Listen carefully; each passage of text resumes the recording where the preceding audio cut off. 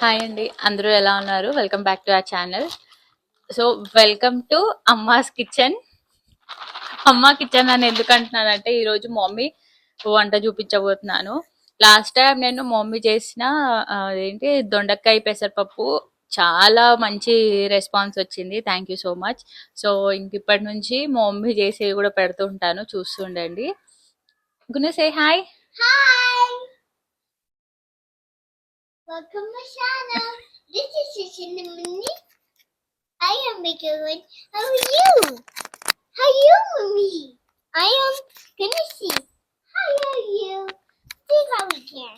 I bring this out. ఏమేమి వేసినావమ్మా? KG బియ్యం పిండి, అర కేజీ కాదు, కొంచెం పావు కిలో శనగపిండి. అంటే అందులో వేసి పట్టియలే కాబట్టి శనగపిండి వేస్తున్నా. 3 చెంచాల కారం, కేజీకి 2 చెంచాలు వేసుకోవాలి కారము. ఈ కేజీన్నర ఉంది కాబట్టి 3 చెంచాల కారం. ఇది బయట కారమా? పట్టించిన కారమే. టేస్ట్కి సరిపడా సాల్ట్,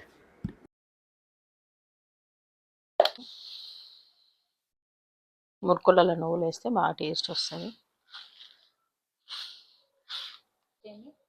1 స్పూను పసుపు. అన్నీ కలుపుకోవాలి ఒకసారి. అన్నీ బాగా కలిసేటట్టు కలుపుకొని